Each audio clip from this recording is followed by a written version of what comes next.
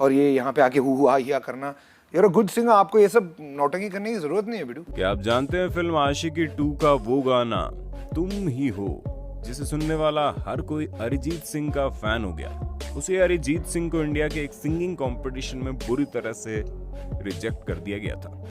जितना मुझे बुरा लग रहा है उतना कभी नहीं लगा था। एमी वे बंटाई, जिसे इंडियाज गॉट टैलेंट से करण जौहर ने ये बोलकर रिजेक्ट किया था कि वो किसी भी काम का नहीं, वही एमी वे बंटाई आज अपने रैप गानों की वजह से अमेरिका तक में अपनी छाप छोड़ चुके हैं। और नेहा कक्कड़, जिसे इंडियन आइडल से रिजेक्ट कर दिया गया था, नेहा कक्कड़, तेरी आवाज सुनकर लगता है मैं अपने मुंह पर मारो थप्पड़ यार। आज उसकी इंडियन आइडल की जज बनकर बैठी है। दोस्तों, आज की वीडियो में हम आपको कुछ ऐसी बेहतरीन सिंगर्स के बारे में बताएंगे जिससे पहले तो लोगों ने बुरी तरह से नकारा, लेकिन उनके अंदर टैलेंट इस कदर कूट कूट के भरा था कि रिजेक्शन के बावजूद आज वो पूरी दुनिया में मशहूर हो चुके हैं। उनमें से एक कलाकार तो ऐसा है जिन्हें खुद सोनू निगम ने रिजेक्ट कर दिया था। मैं कहूँगा सत्य वचन की घड़ी में मेरी तरफ से ना है। एमी वे बंटाई 16-17 साल का एक लड़का मार्च 2014 में YouTube पर एक गाना रिलीज करता है जिसका टाइटल होता है बंटाई क्या बोलते तुम। और बंटाई क्या बोलते तुम। उसके इस गाने पर थोड़े बहुत व्यूज भी मिल जाते हैं, लेकिन इसके बाद उसका एक भी गाना ऐसा नहीं होता जिस पर 1000 से ज्यादा व्यूज मिल पाए। जिसके बाद उस लड़के ने अपने टैलेंट को निखारने के लिए इंडिया गॉट टैलेंट के मंच को चुना, लेकिन वहां पर उसकी मुलाकात हुई इंडिया गॉट टैलेंट के जज करण जौहर से। मेरा नाम है Shahrukh Shaikh, also known as Emiway, stage name है मेरा एमी वे। करण जौहर जब उस लड़के के रैप को सुनते हैं तो हंसने लगे। ऑडिशन के बाद उसे रिजेक्ट कर दिया, लेकिन उस रिजेक्शन के बाद शाहरुख शेख नाम का वो लड़का कभी भी डगमगाया नहीं और भी मजबूती के साथ YouTube पर वीडियो बनाना जारी रखा। और ये बात है साल 2017 की, जब थोड़ा बहुत कमाकर अपना रैप वीडियो लॉन्च करने वाले इसी लड़के एमी वे बंटाई को रफ्तार ने अपने एक इंटरव्यू में कुछ अटपटा बोल दिया। रफ्तार की यह गलती एमी वे बंटाई के लिए टर्निंग पॉइंट साबित हो गई। एमी वे बंटाई कुछ ही दिनों बाद एक रैप सॉन्ग को लॉन्च करता है जिसमें वो रफ्तार को बुरी तरीके से उसकी बातों का जवाब देता है। एमी वे बंटाई का ये गाना इतना बेहतरीन था कि एक दिन के भीतर ही उसका गाना वायरल हो गया और उसका YouTube चैनल तेज रफ्तार से चल पड़ा।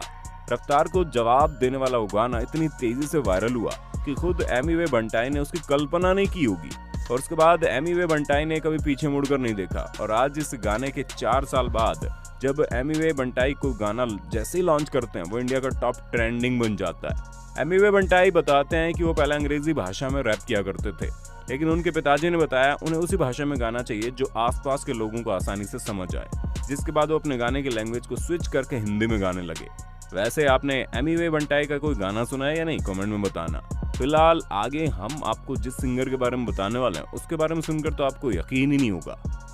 जुबिन नौटियाल अपनी बेहतरीन आवाज और अपने हेयर स्टाइल से हर किसी का दिल जीतने वाले जुबिन नौटियाल आज भारत के सबसे बेहतरीन सिंगर्स में से एक माने जाते हैं। मेरी दहलीज से होकर।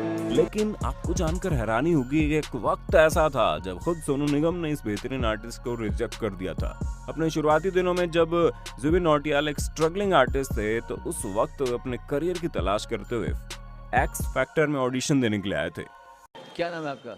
जुबिन नौटियाल। जहां उनके गाने को सुनने के बाद उससे रियलिटी शो के जज सोनू निगम ने उनके गाने को बुरी तरह से नकारते हुए उन्हें रिजेक्ट किया था। सत्य वचन की घड़ी में मेरी तरफ से ना है। रिजेक्शन के बाद जुबिन नौटियाल पहले से लॉन्च हुए गाने के छोटे छोटे भाग को अपनी आवाज में गाकर उसे अपलोड करना शुरू कर दिए। जुबिन नौटियाल के पास कोई और चारा ही नहीं था और ना ही वो इस रिजेक्शन की वजह से सिंगिंग को छोड़ना चाहते थे। और ये बात है उस वक्त की जब बॉलीवुड की एक फिल्म लॉन्च होने वाली थी जिसका नाम था शौकीन। इस फिल्म का एक गाना लॉन्च हुआ जिसका बोलता है साज तू। जुबिन नौटियाल ने इस गाने के बोल को अपनी आवाज में रिकॉर्ड करके YouTube पर अपलोड किया। आपको जानकर हैरानी होगी, ओरिजिनल गाने से ज्यादा वायरल जुबिन नौटियाल की आवाज वाला गाना हो गया। जिसके बाद उस फिल्म के अभिनेता अक्षय कुमार को जुबिन नौटियाल की आवाज इतनी बेहतरीन लगी कि उन्होंने जुबिन नौटियाल की आवाज को अपनी फिल्म का ओरिजिनल गाना बना दिया। ठीक उसी वक्त बॉलीवुड की फिल्म में सोनाली केवल का एक गाना था जिसका बोल था एक मुलाकात हो तुम मेरे साथ। ये दोनों गाना ऑडियंस के द्वारा इतना अधिक पसंद किया गया कि देखते देखते जुबिन सबसे बेहतरीन इंडियन सिंगर में एक बन गए। और आज जुबिन नौटियाल के गाए हुए गानों को कितना अधिक प्यार मिलता है ये तो आप जानते ही हैं। मैंने जब देखा था तुझको, रात भी वो याद है मुझको। शायद खुद सोनू निगम ने भी नहीं सोचा होगा उन्होंने कितने बेहतरीन कलाकार को रिजेक्ट किया था। नेहा कक्कड़। नेहा कक्कड़ एक ऐसा नाम है जिसे आज सिर्फ भारत ही नहीं बल्कि पूरी दुनिया के लोग जानते हैं। लेकिन उस वक्त जब नेहा कक्कड़ एक स्ट्रगल करने वाली लड़की थी, वो इंडियन आइडल के 5वें सीजन में सिंगिंग में अपना करियर तलाशने के लिए ऑडिशन देने आई थी। लेकिन आपको जानकर हैरानी होगी, उस वक्त इंडियन आइडल के जो जज थे उन्हें नेहा कक्कड़ जरा भी पसंद नहीं आई। यार कक्कड़, लगता है मैं अपने मुंह पर मारूं थप्पड़ यार। और उसे किस्मत का खेल कहिए या कुछ और, आज वही नेहा कक्कड़ इंडियन आइडल की जज बनकर बैठी है। अपने शुरुआती दिनों में नेहा कक्कड़ अपनी बड़ी बहन सोनू कक्कड़ से सिंगिंग सीखकर जगराते में गाना गाया करती थी। और कई सालों बाद ये बात 2012 की है, जब दीपिका पादुकोण और सैफ अली खान जैसे सुपरस्टार की एक फिल्म लॉन्च हुई जिसका नाम था कॉकटेल। उसी फिल्म का एक गाना था जिसका बॉल है सेकंड हैंड जवानी। ये गाना नेहा कक्कड़ को मिला और ये गाना नेहा कक्कड़ की किस्मत की चाबी साबित हुआ। आज नेहा कक्कड़ बॉलीवुड की ऐसी नाम बन चुकी है जिससे अपने गानों को हिट बनाने के लिए किसी की जरूरत नहीं पड़ती, बल्कि खुद नेहा कक्कड़ नाम ही काफी है। वैसे आपको नेहा कक्कड़ का कौन सा गाना बेहतरीन लगता है, हमें बताइए कमेंट में।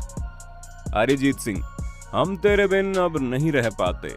ये एक ऐसा गाना है जिससे पहले अरिजीत सिंह को कोई नहीं जानता था और फिल्म आशिकी 2 के इस गाने ने अरिजीत सिंह को रातों रात सुपरस्टार बना दिया।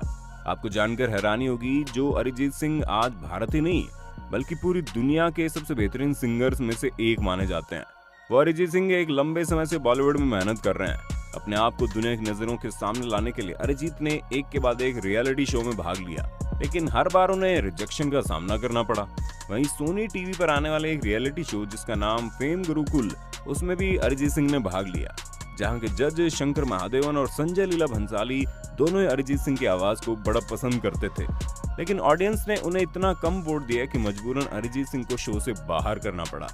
जितना मुझे बुरा लग रहा है उतना कभी नहीं लगा था। हालांकि शो से बाहर होने के बाद भी शंकर महादेवन को अरिजीत सिंह का आवाज इतना ज्यादा पसंद था कि शंकर महादेवन ने अरिजीत सिंह को अपने एल्बम आजा नच ले में गाने का मौका दिया। लेकिन अफसोस वो एल्बम बुरी तरह से फ्लॉप हो गया और अरिजीत सिंह एक बार फिर से गायब हो गए। लेकिन 2016 में एक फिल्म आई जिसका नाम था आशिकी 2 और उसके अंदर एक गाना था जिसके बोल था कि तुम ही हो। इस गाने ने न सिर्फ अरिजीत सिंह को इंडियन सिंगिंग का सुपरस्टार बनाया बल्कि इस फिल्म को सुपरहिट बना दिया। आपको बता दें, इस वक्त अरिजीत सिंह बॉलीवुड के उन सिंगर्स में से एक है जो अपने गाने के लिए सबसे ज्यादा फीस लेते हैं। वैसे आपसे एक सवाल है कि आप आशिकी 2 फिल्म से पहले अरिजीत सिंह को जानते थे? विशाल मिश्रा। हाल फिलहाल में बॉलीवुड में एक ऐसे सिंगर का नाम सामने आया है जिसे एक बार नहीं बल्कि कई बार सिंगिंग रियलिटी शो से बाहर निकाल दिया गया, जिसका नाम है विशाल मिश्रा। सिंगर और कंपोजर के नाम से जाने जाने वाले विशाल मिश्रा जब अपने स्ट्रगलिंग पीरियड में थे तब वो इंडियन आइडल के 4थे सीजन में ऑडिशन देने आए थे। क्या नाम है तुम्हारा? सर विशाल मिश्रा। लेकिन उन्हें पहले ही राउंड में बाहर निकाल दिया गया, जिसके बाद विशाल मिश्रा थोड़ी और तैयारी करके इंडियन आइडल के 6ठे सीजन में ऑडिशन देने के लिए आते हैं, जहां वो ऑडिशन के दौरान तो सिलेक्ट हो जाते हैं लेकिन बाद में उन्हें बाहर कर दिया जाता है। जिसके बाद विशाल मिश्रा डीडी नेशनल के रियलिटी शो भारत की शान में ऑडिशन देने के लिए जाते हैं और वहां पर वो उस रियलिटी शो के विजेता बनते हैं। इतना कुछ करने के बाद और बॉलीवुड के कई गानों में म्यूजिक कंपोज करने के बाद भी विशाल मिश्रा को कोई खास फेम नहीं मिला और कई सालों बाद जब बॉलीवुड में एक फिल्म लॉन्च हुई जिसका नाम था कबीर सिंह और इस फिल्म में गाना जिसका बोल था कैसे हुआ इतना जरूरी कैसे हुआ। फिल्म कबीर सिंह का यह गाना इतना फेमस हुआ कि देखते देखते विशाल मिश्रा को हर कोई जानने लगा। तो दोस्तों, आपने देखा कभी कभी लोग जिसे नाकारा समझकर रिजेक्ट करते हैं वही लोग बाद में कितने बेहतरीन साबित होते हैं, चाहे बात एक्टिंग की हो, सिंगिंग को या फिर किसी भी प्रोफेशन की।